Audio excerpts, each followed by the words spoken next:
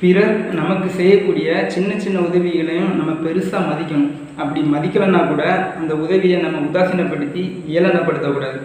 பிறரோட உதவியை நம்ம எப்போவுமே ஒரு சோதனை செஞ்சு பார்க்கக்கூடாது. இதை மையமாக வச்சு தான் ஒரு அழகான கதை சொல்கிறேன், கேளுங்க.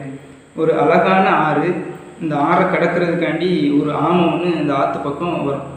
அப்போ பார்த்து ஒரு தேளும் ஓடோடி வந்து, ஆமை என்ன எனக்கும் அவசரமாக இந்த ஆற்றை கடந்து போக வேண்டிய தேவை இருக்குது, அதனால் என்னையும் உங்கள் முதுகில் கொஞ்சம் இடம் கொடுத்து கூட்டிகிட்டு போனீங்கன்னா ரொம்ப சந்தோஷம்ண்ணே அப்படின்னு கேட்குமா. அந்த ஆமையும் இறக்கப்பட்டு சரி நான் உன்னை கூட்டிகிட்டு போகிறேன் அப்படின்னு ஒத்துக்குமா. இருந்தும் ஒரு எச்சரிக்கைக்காண்டி அந்த தேலுக்கிட்ட சொல்லுமா, நீ வரக்கூடிய சமயம் எந்த ஒரு சேட்டைக்கிட்ட எதுவும் செய்யாமல் என் கூட வரணும் அப்படின்னு ஒரு கட்டளை போடணும். சரி அப்படின்னு சொல்லிட்டு தேலும் முதுகில் ஏறி அமர்ந்துக்கும். இப்போ ஆற்றை கடந்து போயிட்டுருக்கக்கூடிய சமயம் அந்த தேலுக்கு ஒரு சந்தேகம். என்னடா இது, இந்த ஆமையோட முதுகு பாறை மாதிரி இருக்குது, இதை கொட்டுனா வலிக்குமா அப்படின்னு அதுக்கு ஒரு சந்தேகம். சரி கொட்டி தான் பார்ப்போமே அப்படின்னு மெல்லமாக ஒரு கொட்டு கொட்டணும். ஆமையை திரும்பி பார்த்து, என்ன அப்படின்னு கேட்கல, இல்லைண்ணே தெரியாமல் தேல் கொடுக்கப்பட்டுடுச்சுண்ணே அப்படின்னு சொல்லணும். சரி அப்படின்னு சொல்லிட்டு ஆமையும் பெருசாக எடுத்துக்காது. இப்போ ஆற்றோட பாதி தூரம் கடந்து வந்தாச்சு. இந்த தேலுக்கு மறுபடியும் ஒரு எண்ணம், லேசாக கொட்டினால தான் இந்த ஆமைக்கு வலிக்கலை போல இருக்குது, கொஞ்சம் அழுத்தமாக தான் கொட்டி பார்ப்போமே அப்படின்னு கொஞ்சம் அழுத்தமாக தான் கொட்டிடும்.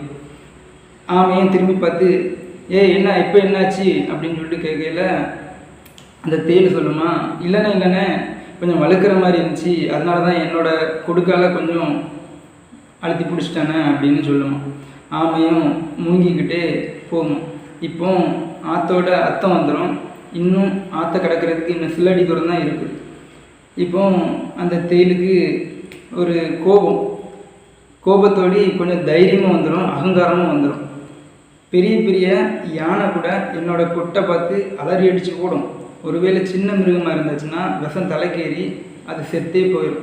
ஆனால் இந்த ஆமைப்பாய தம்மாந்துண்டு இருந்துக்கிட்டு ஒரு அசைவு இல்லாமல் அப்படியே இருக்கிறானே அப்படின்னு கொஞ்சம் அதோட முழு பலத்தையும் திரட்டி இப்போ ஒரு கொட்டு கொட்டணும்.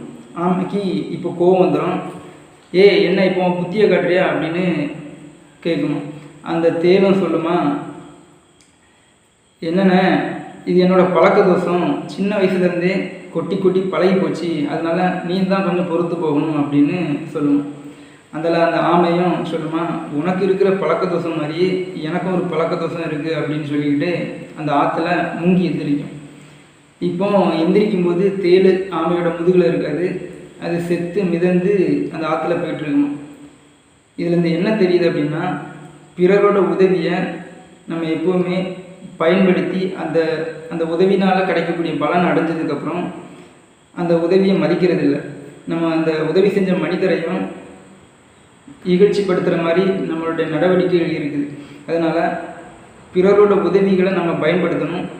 நம்ம பயன்படுத்துகிறது எதுக்குன்னா, நமக்கு யாராவது ஒரு ஆள் உதவி செய்கிறாங்க அப்படின்னா அந்த உதவியை நம்ம திரும்பி செய்யட்டால் கூட பரவாயில்ல, அந்த உதவியை நம்ம உதாசீனப்படுத்திடக்கூடாது. உதவி செஞ்சவங்களுக்கே ஒரு துன்பத்தை ஏற்படுத்துகிற மாதிரி ஒரு சூழ்நிலையை உருவாக்கிடக்கூடாது. இதுதான் அந்த கதையோட நீதி.